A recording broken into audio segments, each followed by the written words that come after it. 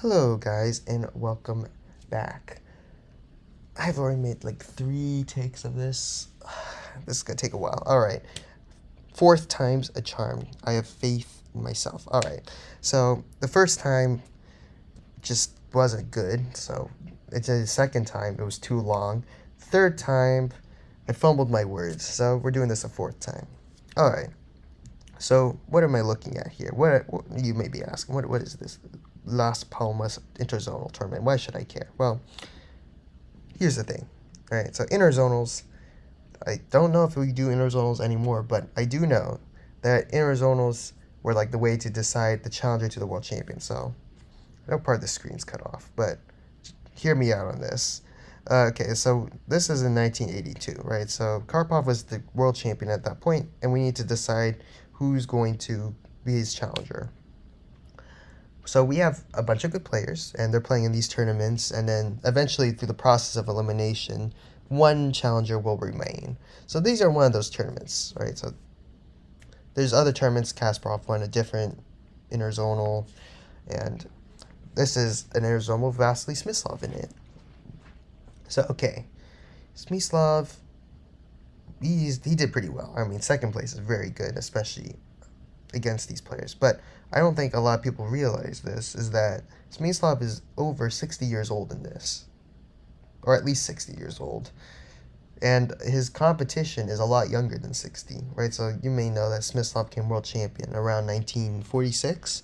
So this is 1982, so it's been probably 37 years-ish since he was last world champion. And plus the age of, well, being alive. Yeah, he's very old, right?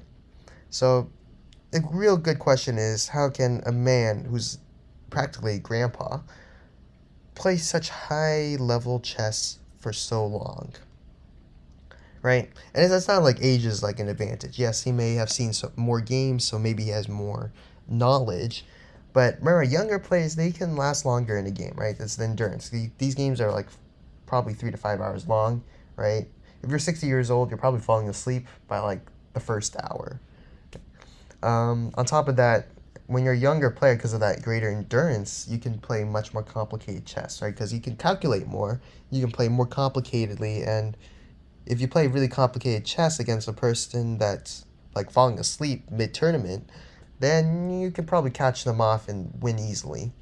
On top of that, when you're older, you probably have more health problems. So you got other distractions that are not pertinent to the chess game that you got to worry about, right? So you got a 60-year-old guy beating up chess players who are like 30 years younger than him, and he's still winning. So, all right. We're going to see if we can catch some patterns, maybe see if we can apply that to our own games. Let's see how we, too, can win games and play at a very high level, even if we are 60 years old. Alright, so now time to swap the OBS screens nonchalantly. Now it's smaller, and now here we are. Alright, Smyslov just played the move c4. Now for context, right, so let's go back a couple of moves. Black played queen c6, white played bishop f1, and before he played c4, right, Black is thinking, how can I break open this position? Right, and that's actually a very good question. There's not an easy way for him to essentially cross the Rubicon, right? There's no opening that Black can take that can threaten anything, right? So, of course, Black just plays c4, right? Makes sense. Try to open some stuff up. And these are one of those things where Suba, who the guy is playing, I should mention that Suba is playing white and Smyslov is playing black. This is one of those moments where Suba is very, very close to a draw. So Smyslov was known for this quote where he said, play 40 good moves of chess and I'll give you your draw. So this is move 38. So if Suba plays 2 more good moves of chess, he will get his draw and everyone will be happy and merrily along their way, right? So Suba's got to think, what would you do, right? So if you were white, pause the video or just take the next couple of seconds of silence as what you would do in white's shoes. What would you do after c4?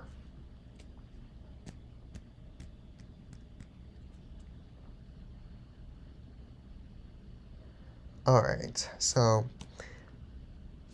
if you thought of moves like king g1, let's say king g1, or if you thought of moves like queen e2, then you are correct. These are pretty much the only good moves. So let's start with king g1.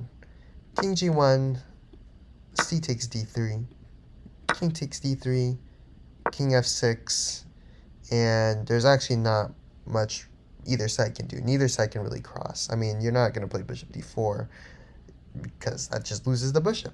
And we love that bishop pair, right? So in compensation for having 1, 2, and potentially a third weak pawn, white has the bishop pair, and the position's relatively open. Like white can play moves like c4, right?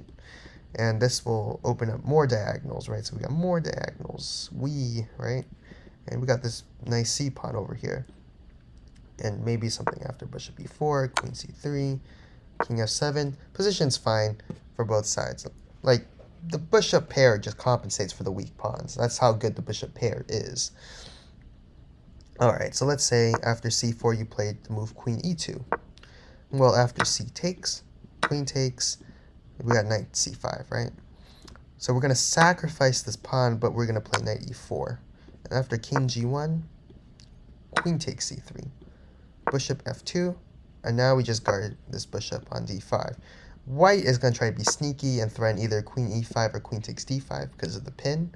So black is just going to keep checking, and this is sort of just in his best interest, right? Maybe bishop h4, queen d4. Check. Just put the bishop back. Queen here. If you try to threaten, let's say, king h1, then I just play bishop. Was it? You can do bishop e6. You can play this. You can play queen to c1. Queen to c1. Threaten checkmate, right? And then continue on from there. But whatever the case is, the computer says 0-0. Dead draw. Now, if you play d4, unfortunately, you are incorrect. In fact, this actually gives black an advantage. And if you give a former world champion an advantage, well, you better hope that he doesn't see it. Why is d4 such a bad move? It looks natural, right? So you got this pawn here, and you're like, you know what? I'm not gonna allow you to take it. I'm gonna play d4, right? Reinforce this e5 square. Reinforce this c5 square. It looks good until you realize what you're giving up to play d4, right? And it just doesn't compensate. All right. So it's kind of like a game of trade-offs. So what is the trade-off for playing d4? Well, one, your bishop on e3 sucks, right? We just put that out there. Every other variation, this bishop is like fine. This bishop now, it sucks, right? It's behind these pawns. It's just not good. Another thing, this bishop on f1, the theoretically good bishop, also sucks, or it's about to suck. The reasoning is very simple. There's no actual place for this light square bishop to go that would make it effective, right? So, for example, if this bishop was on h5, it's not really clear what the bishop is doing on h5.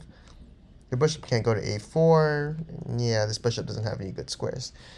Or good diagonals, for that matter. So, the light square bishop sucks. And it's partly because this pawn is here on c4. So, it takes away a lot of squares. Like, maybe you would have wanted to go d3 or a6 or somewhere along this diagonal, but that diagonal is cut short. Another thing, every time you push a pawn, the squares next to the pawn are weak. So this c4 pawn is probably going to stay there the whole game. This e4 square, very weak. This d3 square, also very weak.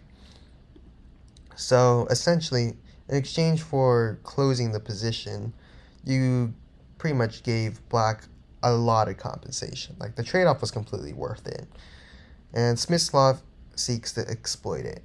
Unfortunately, Smyslov plays an inaccuracy and plays a5. If you were black in this position, what is the correct idea?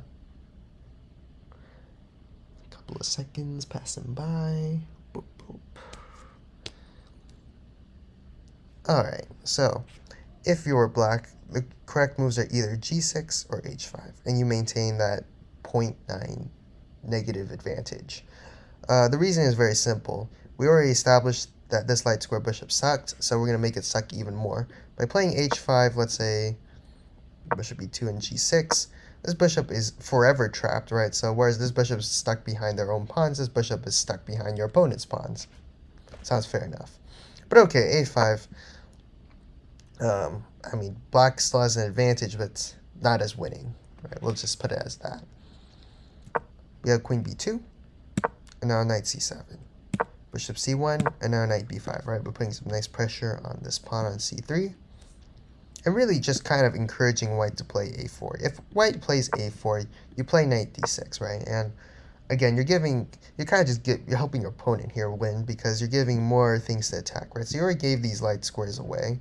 This pawn is already weak. This pawn's already weak. And now you made another weak pawn on a4, right? So, of course, Suba, being a very smart player, just simply plays queen to c2, putting pressure on this f5 pawn. All right, king f6, king g1. Bishop e4, queen f2, and now king f7. And we see some more movement.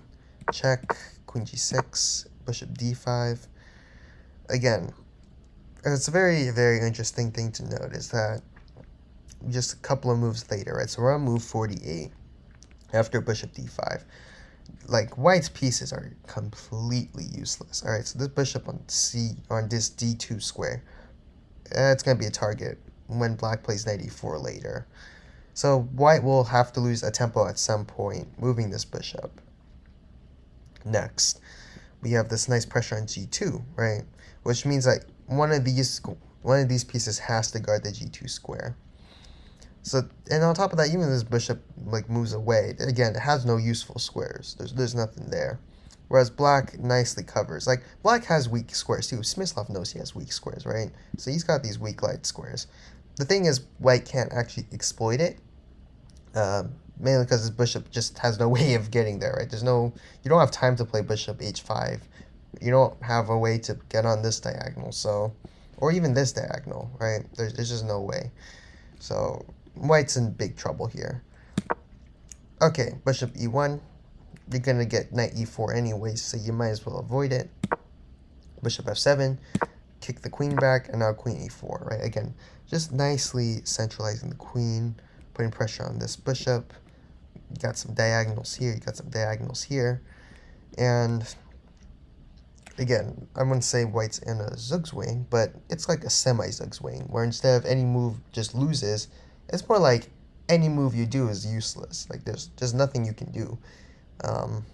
Black will just continue growing that advantage, whereas white is stuck with two bad pieces and kind of a dubious third piece.